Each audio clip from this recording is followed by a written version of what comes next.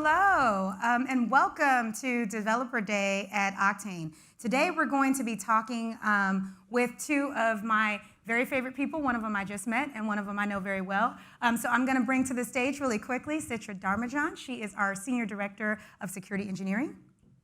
And Jeremy Treadwell, founder and futurist of the Treadwell Group.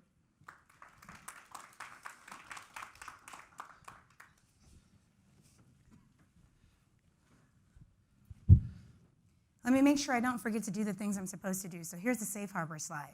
We might be talking about things that we may not actually do, so don't record us and don't sue us for that. That's what this means.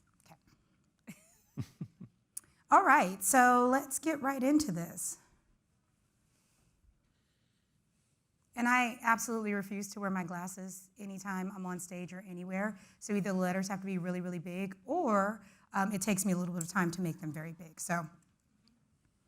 I understand that. Well, thank you so much for the opportunity to be here. I'm so grateful for the opportunity, and this means a lot, so thank you. Yeah, so since you started talking, tell me a little bit about yourself. Who are you? Who are your people? Where are you from? And what do you do? So fantastic. My name is Jeremy Treadwell. I am from Chicago. I'm currently living just outside of DC. Okay. And I focus on the intersection of technology and humans. So when I talk about cybersecurity a lot, and I deal with the intersection of dealing with human behavior, understanding what that means, and how to allow people to represent themselves digitally, and how technology companies can really open the floodgates, especially from a cybersecurity perspective, to make sure that we have cybersecure cultures and mindful organizations and not just aware. That's a lot, but I love all of it because we've been spending a ton of time talking about the way that identity intersects multiple technologies and people's right to own their own identity. Absolutely. Chitra, same thing.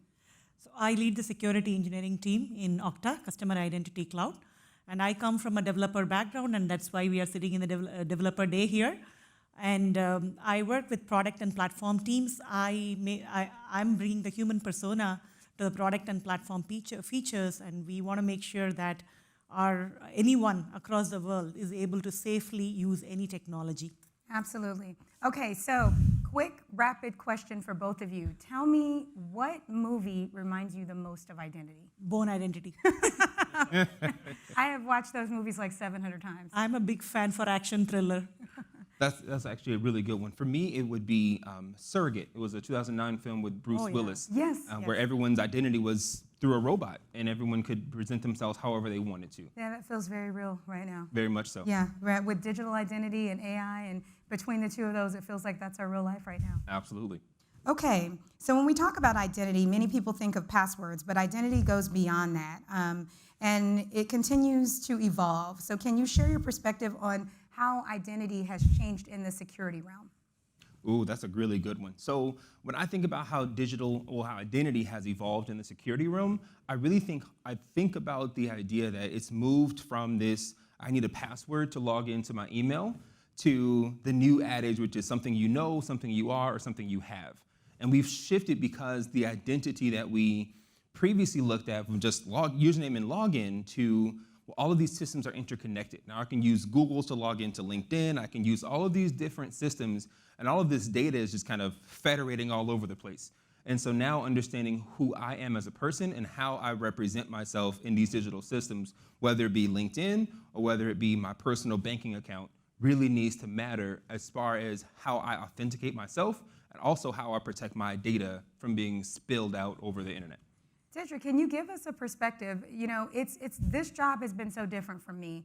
Being a CISO at an identity company and thinking about security of the product in the development lifecycle, but then protecting the product and all of its consumers. Can you answer that same question, but kind of give us that engineering spin on what that looks like? I'm going to start with something which I want to relate with everyone here.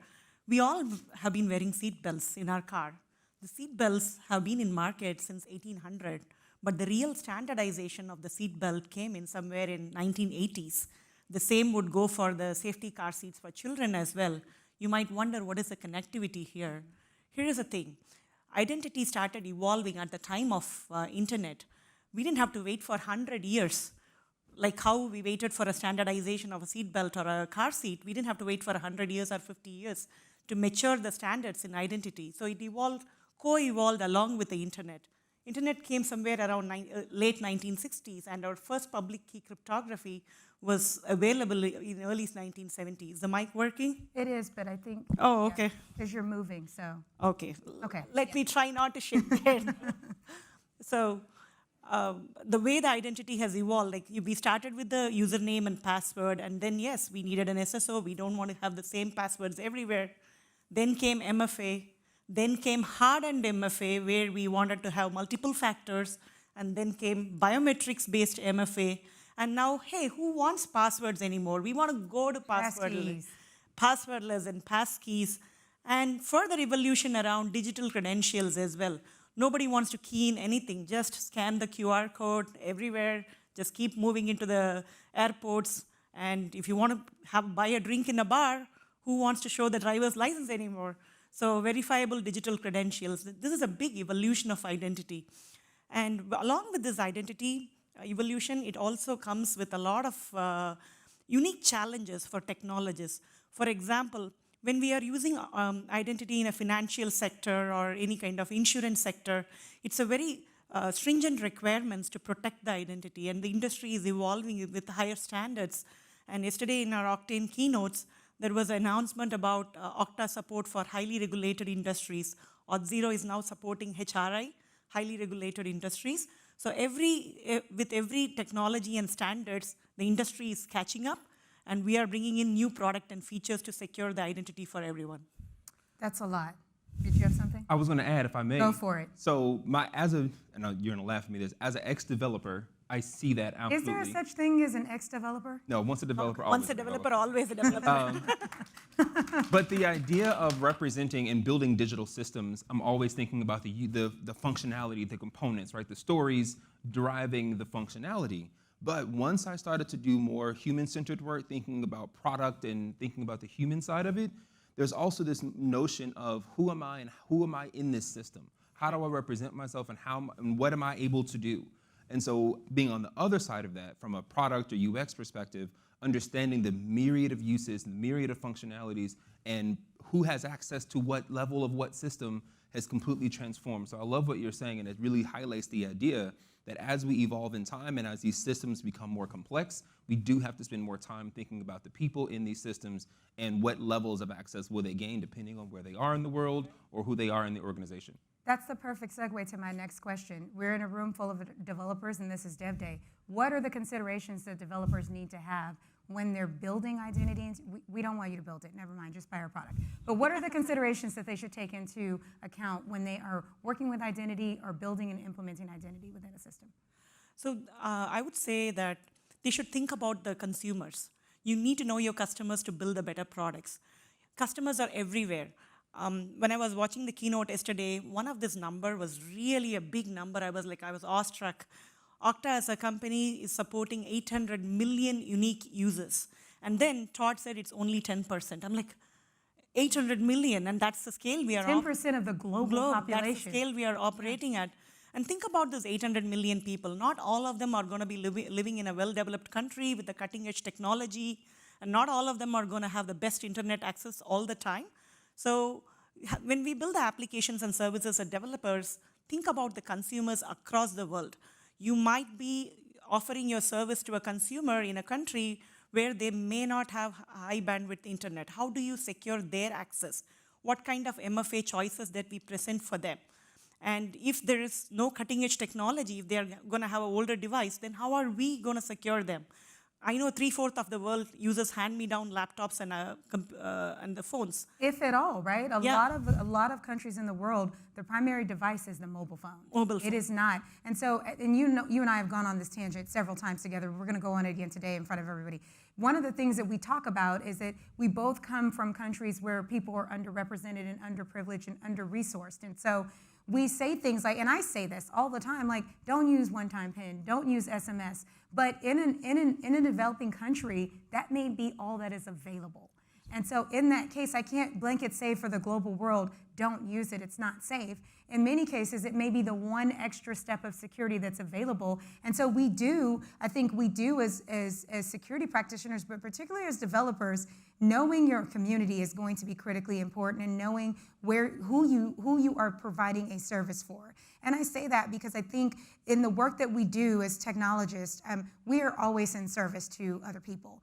That is a part of what we do, and a part of what we also are responsible for is to make the world a better place. And one of the ways we do that is through accessibility. And so making sure that we don't strike down some of these SMS is still rock solid, like it is. You can get a text message anywhere all the time. And so really, I had to really think about that and go, am I being truly inclusive when I say don't use it when I know there are places that it's important to use? Right. There are places where SMS is where the phone number is the only identity somebody will have. They may not even have an email. So these are the scenarios where there is a lot of extensibility features in Auth0 platform, where you can program custom action flows. So you can program more about additional verification factors when somebody is using SMS as their primary identity. It's a voice calling, or maybe it's sending an OTP to that device. There are various other additional layers of protections you can use. And that way you can ensure that anyone with very limited resources can still access the technology in a safe and secure way. Awesome. Thoughts? Now, Chitra, to echo what you just said, I feel strongly that one great way to know your community is by using personas as a great tool to really understand and kind of delineate the core responsibility, the core roles, the core functions of different groups, departments within your organization, or especially if you're supporting a global ecosystem, you could spend time with the different groups and maybe even do some user research to try to build these key personas so that all of your devs can kind of see all of these individuals on a board and represent the different countries, the different levels of access, the different access to technology, whether they're in the digital divide or otherwise. And I think that is a great way to kind of distill that information and make it plausible. You can name these individuals and say, well, this person is representing this country in this level of access and vice versa. If you build 5 to 10 of these personas, your development team will absolutely have the ability to kind of quickly, at a glance, see, are we truly being inclusive? Do we truly have an entirely encompassing perspective on who will be using this particular product? And it can scale and grow over time. And I think one of the things that we don't often think about, this is my third discussion on diversity today. And it's represented in different ways every single time that I think about it or every time I talk about it. And so this probably is one of the most intriguing discussions, though, because I think that sometimes as technologists, we don't always believe that we're responsible for diversity. Not only are we responsible for it, we're responsible for inclusivity. And so would love for you to just share with, and I'll share a bit too, the ways in which that integrates into our everyday lives through identity. So I'll kick this off. So I was sharing with him while we were standing over there, my 73-year-old mother just got a new iPhone. And it has been very interesting. Her primary concern was words with friends. Words with Friends is not necessarily the most secure thing ever, but she doesn't care. She actually didn't even care about her pictures of her grandchildren. She was like, get my Words with Friends back. But what we did during the process of this upgrade is that we have now taken her into this passwordless journey. She now is using biometrics. She's using passkeys. She's logging into her bank account more securely. She's doing all these things as we've upgraded her technology. Now, she doesn't really know what we've truly done to wrap her up in this security blanket. What she knows is that what we've done is easier for her to use. And so, it's really funny to see her walking around with her brand new iPhone and using it for primarily Words with Friends. But at the same time, I know that everything else is protected. So would love for you to share, how does identity, security, how does this show up in your day-to-day lives? I had a similar story. So I was recently traveling to India to celebrate the 81st birthday of my father. So my father has been effectively using phones since 2015, but he primarily used it as a communication device. But during the pandemic, the whole country went through a big digital transformation, and he was forced to use his phone as a place to order the food, a place to order a cab. So he was so skeptical about putting his debit card in there and making all these transactions. As a very elderly person, he was a little bit worried about it, and he was kind of handicapped. And I taught him about these access codes, locking your phone and everything. Yeah, when it is one device, an elderly person can remember these codes. When you tell them a phone, an iPad, and a laptop, and tell them this is... And then they just eventually opt out. Yeah, they're like, there are no passwords this is too much. Yeah. You know what made a big light and day difference? This time when I gave him a iPhone 13 to him and said, hey, this is an older phone, do you want to use this? This has a Face ID. He was like, wow, so this locks my phone? Yes. This opens my phone? Like, you just have to show your face. It opens your phone. And that was a big light and day difference for an elderly person not needing to remember those codes. And I never thought about Touch ID and Face ID with that lens. Like when I saw that visually happening, I always think Touch ID, Face ID, all these technologies for modernized humans. But then I realized, like, wow, this is a making liberation. technology accessible to everyone. Everyone. Absolutely. So I wish I had a cool personal story like that, but I do have a business colleague who runs a business in the cloud space, and his accounting team let him know that one of his biggest clients hadn't received a payment from in a few months, which is abnormal. So he reached out to the CEO and said, hey, just curious, we haven't received anything from you. CEO, of course, goes, checks and everything, comes back, no, we've been paying. I wonder what the problem is. So they finally talked to the CFO and to the accounting team. A few months back, there was an email that was received that said, hey, we're changing our bank account for this account, so please send all monies moving forward to this account instead. My friend and client lost almost $500,000 because of this transaction. Wow. So even as developers, thinking about if you deal with vendor data or vendor relationship or how procurement processes work with organizations is a critical way to think about it. And I never would have thought about that, like having protocols or how you change banking information. That's something that I actually see pretty often. It's a really well-formed and well-executed social engineering attack. Very well. And it's done really well. And the reason that it's done is because people are trying to be polite. Yes. And they're trying to be thoughtful. And so when they get a note like that, I mean, it literally should be like one of those things where, and I talk about this commercial all the time, where it's like, we will never call you and ask you for this. And we have to really be thoughtful about how we educate people. Absolutely. Because this natural tendency to be polite oftentimes gets us social engineering. Absolutely. And that's what they bank on. But even thinking about that from a human perspective, we want to be helpful. Yes. Like building these. I mean, sometimes as a CISO, I don't want to be helpful, but okay. Well, I think It's true. I mean, you want to be secure, right? Yes. You want to be effective. helpful isn't like the top of the list of things you could use to describe. Fair enough. But I think that is leverageable in an organization from a culture perspective. Yes. To help shape and really help people be aware, again, elevating from awareness to mindfulness to prevent social engineering attacks like that. Okay, so let's change gears a little bit. There are a lot of ways that people share information online, whether it's creating socialized accounts, local accounts, social accounts, through various platforms that may be it's easy to share information without actually knowing what information that you're sharing. And so that does come at a cost. And what are some of the things that developers and users should be aware of as they share their digital identities online? I'll go first, okay? So when, as a developer, when you're offering a service, think about it. Put yourself in the shoe of your consumer. Let's say if you're going to a bar to have a drink, let's say you look awfully young, and the bartender... That happens to me all the time. Hey, look, you look awfully young. So the bartender says, show me your driving license, and you present it. Does the bartender need to know the color of your eyes, color of your hair, how much you weigh? I really get offended when somebody gets to know how much I weigh. Like, I even don't want to know that myself. I don't want to see the number. So this is all the information they need not have. All they need to have is whether you are above 21 or not. But in a physical world, when you are exchanging an identity like this, we are providing more than what is needed. But this is what we can do better in the digital world with the verifiable digital credentials. If we are building a service for all these verifiable, I ate too much vegetables this morning, verifiable digital credentials, then we have to think about what is the end goal of this verifiable credential? Is it for an airport? Is it for a general age verification? Or is it for a COVID vaccination verification? Think about how we collect the least amount of data that is needed to get the job accomplished. Correct, and still give the impactful service for the consumer. So that is one thing I'll always say developers should consider.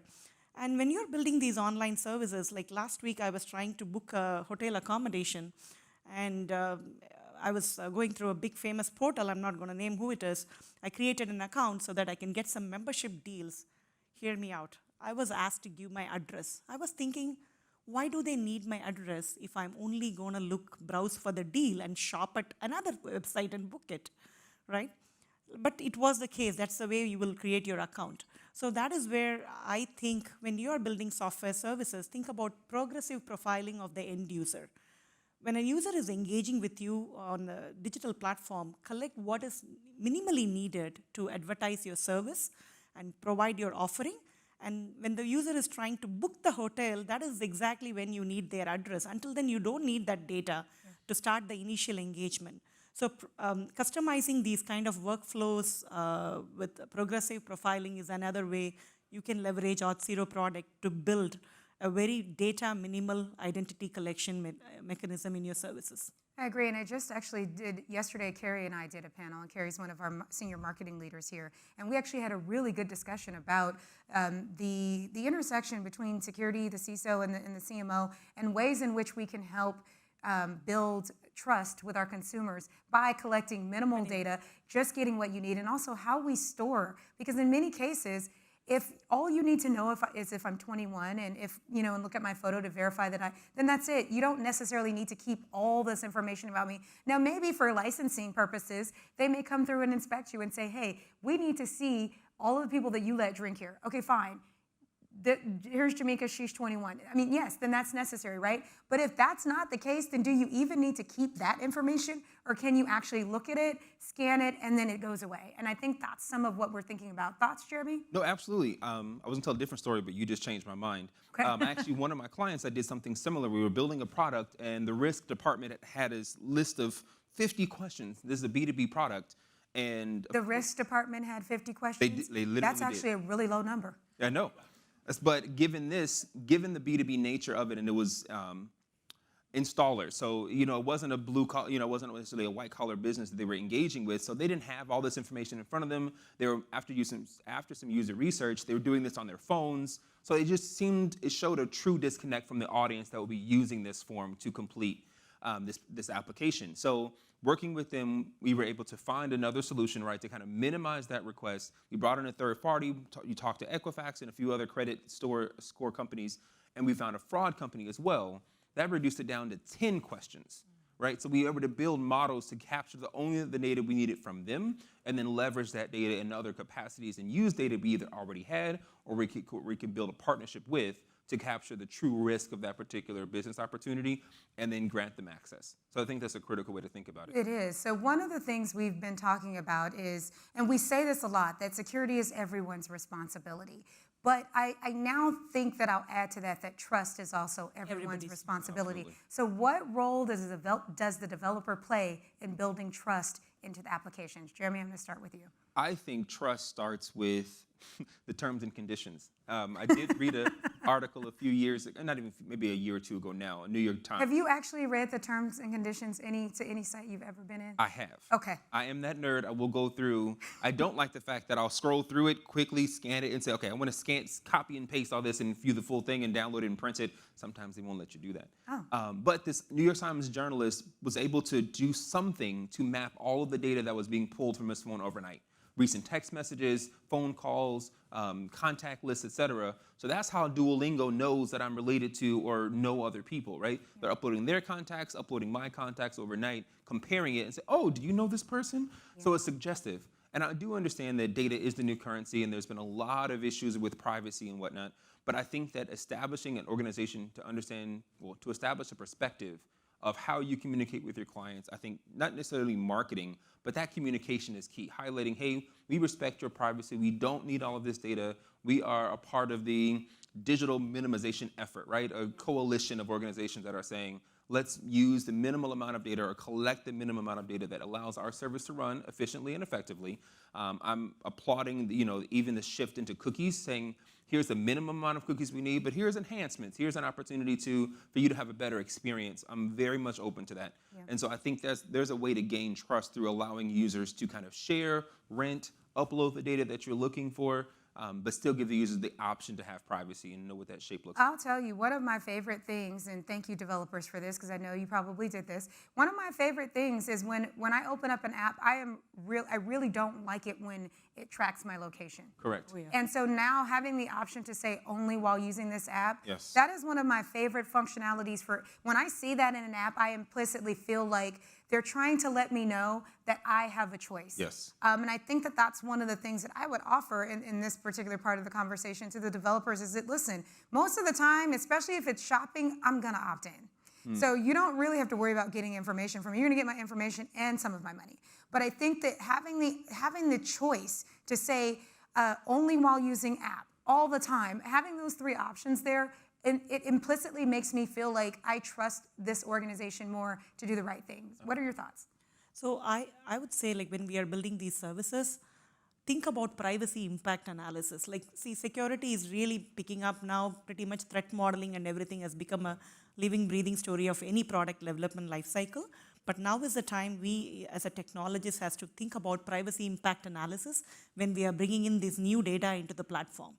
Think about what we can chop, what we can keep, and how we can effectively deliver service with very minimal amount of information we collect from end users. And thinking about that from the business side, there's data acquisition laws, there's how long you have to keep certain types of data. There is a weight to the organization by having this data, right? Whether it's resting in a customer data lake or if it's even used by other departments. So being mindful of what you're collecting, how much weight that means in storage space or capacity for the organization, and if it could be potentially utilized in other capacities. Absolutely. Okay, so we cannot wrap up this conversation without talking about the elephant in the room, and the elephant in the room is in the form of artificial intelligence.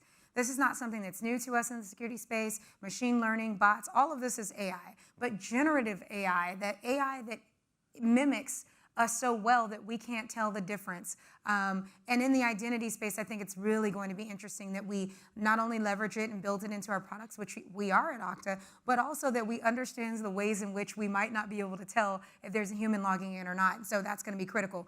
Open question, what are your thoughts on AI and how we're using it and what developers can do in this space? Now, I'll add that I know that there are going to be tons of developers who are like 5,000 times more efficient because of AI, because that's what I would do. I'd be like, you write this code for me, and then I'll check it and make sure it's good to go. But outside of that, what are the things, what are the intersections for developers with AI? How can they use it? Best practices, tips, thoughts, anything? Oh my goodness. So many spaces. I've been using ChatGPT for a few months now, and you're right. As a productivity tool, it's fantastic. But I can't help be reminded of another movie called Simone with Al Pacino. Yep. And he created this AI superstar. And she was acting in all these films and doing all this stuff. Of course, he's pocketing all of the money. But it's the idea that now that and I'm sure you guys have seen this, there are ads now that don't have real people. They're entirely making digital AI. And you cannot tell. And you cannot tell. And so I think to your point about the intersection of AI and identity, we need to start thinking about our technology as a part of this infrastructure and understanding that there may be digital AI, right? We have a chatbot that may be inquiring about some business intel that's a part of our systems, right? So imagine you have physical. What happens when the chatbot starts social engineering? Right, but you have human human capital, but what if we have AI capital? We have individuals in the organization that are just virtual beings that represent and work across digital landscapes, work across departments, work across teams, gathering data, building dashboards. You know, they're in the field now. We were just in Sam's Club last week, and I almost got ran over by a forklift, and I was like, there's nobody in this forklift. So they're using AI and they're using these systems and they're existing, right? So they're doing the work. So when we think about how AI specifically, not just as a process automation, but more when we get more towards sentience and generative AI, they can actually serve a function and be a searchable, chattable relationship that we can build. You can just, same way you talk to Alexa now, it can be a tool for the business. I mean, I guess I never thought about the idea that potentially some of the folks that would show up on Slack eventually will not be real people, but they'll have headshots. Yes. And they'll have, and so I didn't think about it in that way. It's a little bit creepy, but it probably would make us all a lot more productive, so. It's the futurist in me, sorry. I would say that AI is the greatest productivity enabler. It's definitely, this is the AI-powered era. Yesterday we were launching a lot of products in the keynote. Music to my ears was about like AI-powered log investigation. That's music to both of our ears.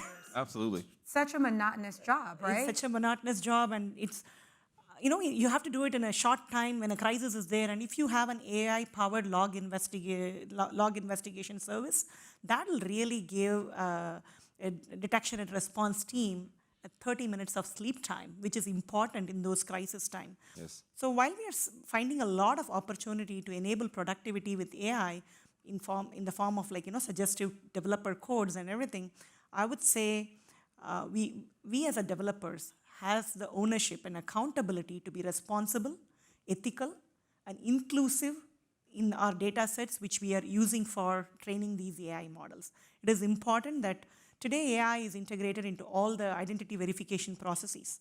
It is analyzing biometrics, it's detecting fraudulent activities. We really do not want AI to make incorrect, inappropriate decisions, which is impacting certain groups and communities. So we have to be mindful of how we are respecting our fellow humans while we are building technology with AI. Well, that's a mic drop. So with that, I want to thank you so very much for your time, your talents, and your creativity on this panel. And with that, we'll wrap it up. Thank you so much. Thank you. Thank you.